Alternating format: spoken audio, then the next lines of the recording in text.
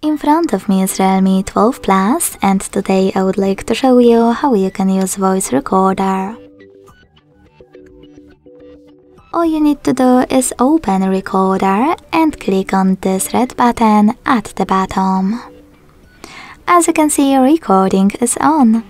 To pause it or unpause it, use the same button. To add a bookmark, click on the left one, and to add a photo mark on the right one.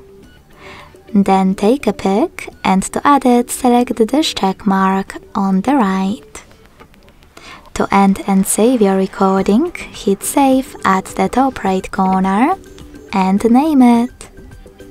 Then hit save again. As you can see, my recording is over here. To play it, click on it, but to delete it, hold it instead. Then choose delete at the bottom right corner and confirm your choice in the pop-up. Thanks so much for watching. If you enjoyed this video, leave a like, comment and subscribe. Bye!